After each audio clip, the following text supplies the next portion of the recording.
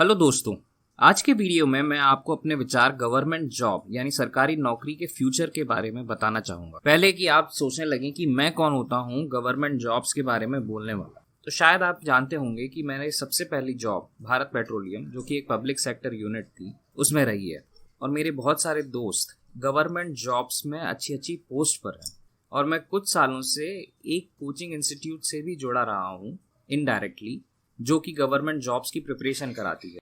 तो मोर और लेस अगर मैं ये कहूँ तो अभी तक जो मैं देख रहा हूँ और समझ रहा हूँ, उस हिसाब से अगले आने वाले 5-10 सालों में गवर्नमेंट जॉब्स की क्या स्थिति होने वाली है, उसके बारे में मैं एक अनुमान लगा रहा हूँ और अपना एक ओपिनियन शेयर कर रहा हूँ आप लोगों के लिए, ताकि आपको डिसीजन मेकिंग में आसानी हो जाए और शायद ये पता चल जाए कि गवर्नमेंट जॉब्स का फ्यूचर क्या होने वाला है। जस्ट फॉर द डिस्क्लेमर मैं आपको बता दूं कि मैं सिर्फ गवर्नमेंट जॉब्स के बारे में बात करने वाला हूं, पब्लिक सेक्टर जॉब्स के बारे में नहीं।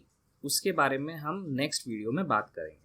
और अगर आपको पब्लिक सेक्टर जॉब्स और गवर्नमेंट जॉब्स में अंतर नहीं पता है तो आप मेरा पिछला वीडियो जाकर देख सकते हैं, जहाँ पे मैंने government job, public sector jobs और प्राइवेट जॉब के बीच में डिफरेंस क्या है उसके बारे में बताया। जनरली स्पीकिंग गवर्नमेंट जॉब्स चाहे सेंट्रल गवर्नमेंट में हो या स्टेट गवर्नमेंट में हो, 4 ग्रेड्स में डिवाइड होती है, ग्रेड ए, बी, सी और डी।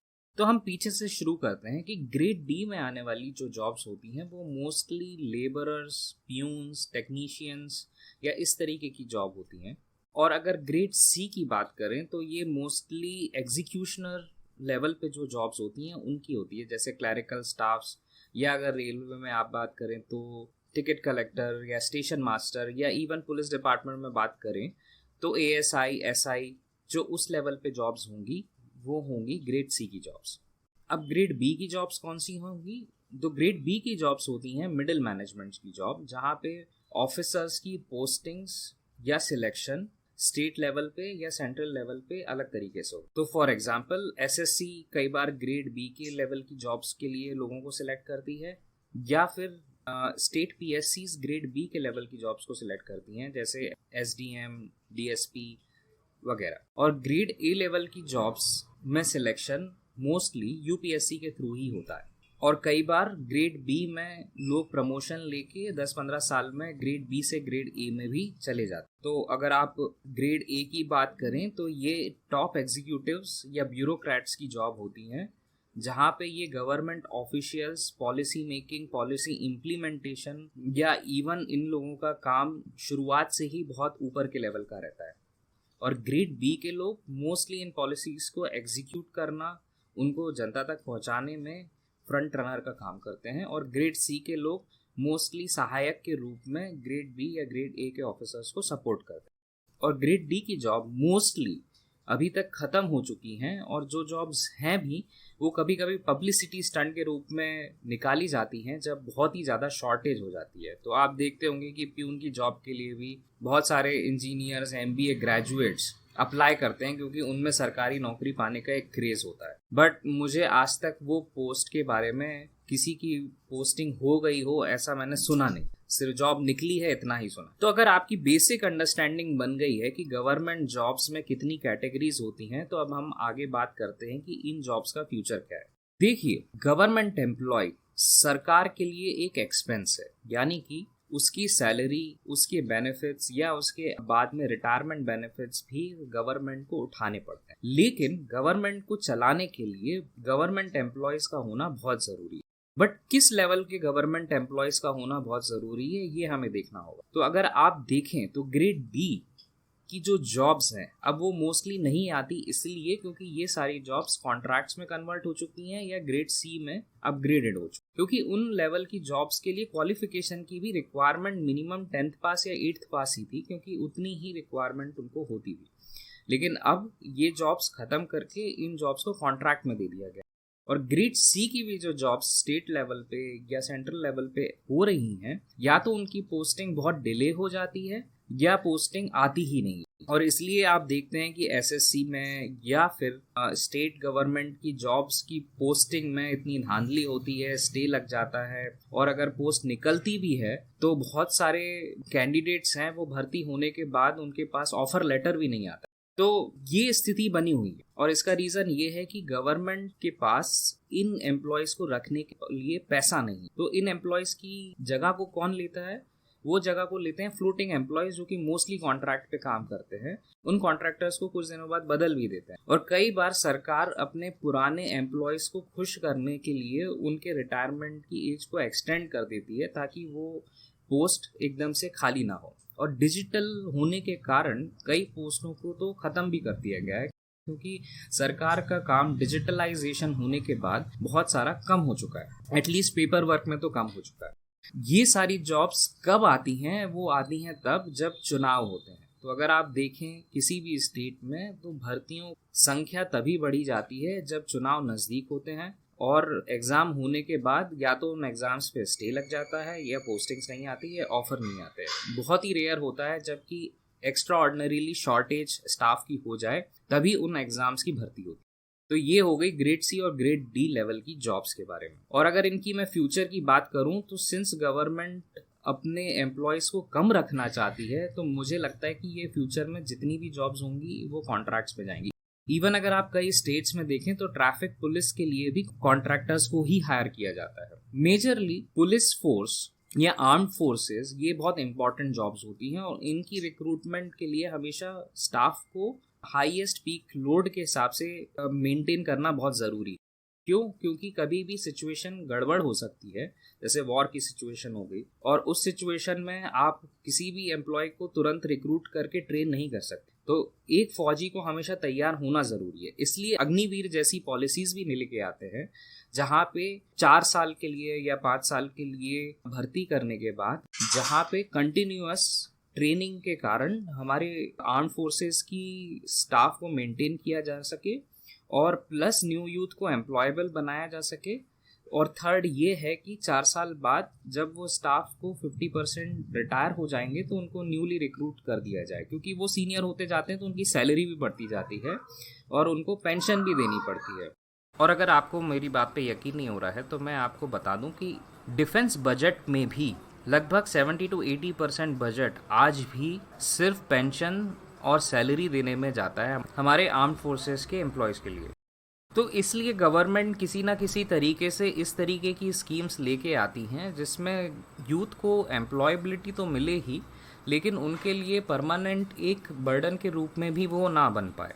और मुझे ऐसा लगता है कि शायद कुछ स्टेट गवर्नमेंट्स पुलिस फोर्सेस में भी इसी तरीके की स्कीम्स को लेके आएंगी। अब एक एग्जांपल मैं इसलिए भी दे सकता हूँ क्योंकि मैं जब बीपीसीएल में रिक्रूट हुआ था उसके लगभग 10-12 साल पहले से ही कोई भी लेबर या टेक्नीशियन लेवल पे रिक्रूटमेंट उसमें नहीं हुआ था और जितनी भी स्टाफ की ज़रूरत थी वो सारे कॉन्ट्रैक्ट लेबरर्स के थ्रू ही पूरी की जाती थी। और उसका सबसे बड़ा रीज़न ये था कि परमानेंट एम्प्लॉय को मेंटेन करना, उसके लिए उसको पूरी बेनिफिट्स देना, इवन ओवर टाइम में जो उसका प्राइस है वो भी बहुत ज़्यादा होता है। और कॉन्ट्रैक्ट एम्प्लॉयज़ कभी भी फ्लोट कर सकते हैं, डिमांड ना हो तो उनको कम किया जा सकता है, डिमांड बढ़ जाए तो उनको बढ़ाया जा सकता है, उनके ओवर टाइम को भी लिमिटेड किया जा सकता है। तो इस सब रीजंस के कारण पब्लिक सेक्टर कंपनीज या गवर्नमेंट सेक्टर्स अपने एक्सपेंसेस को कम करना चाहती है। और मुझे लगता नहीं है कि आगे आने वाले अगले 5-10 सालों में गवर्नमेंट का स्टांस चेंज होगा, बल्कि मुझे ऐसा लगता है कि ग्रेड सी और ग्रेड डी की जॉब्स और कम होने वाली। दूसरा, अगर आप ग्रेड बी या ग्रेड ए की बात करें या स्पेशली ग्रेड ए की बात करें तो ये ब्यूरोक्रेट्स और एग्जीक्यूटिव्स हैं और ये इंडियन डेमोक्रेसी का एक बहुत बड़ा पिलर है। तो इसको कभी भी रिप्लेस नहीं किया जा सकता, उसमें आपको कोई भी कंप्लेंसीज नहीं दिखेगी। इसका मतलब ये है कि गवर्नमेंट कभी भी इन पोस्टों को ख़त्म नहीं करने वाली। हाँ, लेकिन ये ज़रूर हो सकता है कि रेदर देन सिर्फ यूपीएससी पे डिपेंडेंट ना होके वो बहुत सारे ऐसे पोजीशंस जो ब्यूरोक्रेटिक से एग्जीक्यूटिव पोजीशंस पे गवर्नमेंट में काम करते हैं उनको लेटरल एंट्री के थ्रू लिया जाए। जैसे आप गवर्नमेंट ऑफिशियल्स के एडवाइजरीज को ही देख लीजिए, आजकल वो बहुत सारे आइदर पुराने ब्यूरोक्रेट्स हैं या बहुत बड़े एग्जीक्यूटिव्स या किसी भी बड़े प्राइवेट संस्थानों में काम करने वाले या अपने फील्ड में एक्सपर्ट्स लोगों को ही रखने लगे। तो अगर आप इस गवर्नमेंट का ही देख लें तो इवन कैबिनेट मिनिस्टर्स में भी बहुत बड़े बड़े एग्जीक्यूटिव्स ने पोजीशन लेके रखी। तो आप समझ ही गए होंगे कि गवर्नमेंट का रुझान किस तरफ जाने वाला है। इंडिया की बात अगर हम छोड़ दें तो इवन यूएस में भी फेडरल सिस्टम्स में या इवन गवर्नमेंट पोजीशंस या सेक्रेटरीट जैसी पोजीशंस पे भी लेटरल एंट्रीज के थ्रू लोगों को लिया जाता है। इंडिया में ही अभी तक एक कॉम्पिटिटिव एग्ज़ाम को क्रैक करने के बाद पोजीशंस को फिल करने की बात होती है।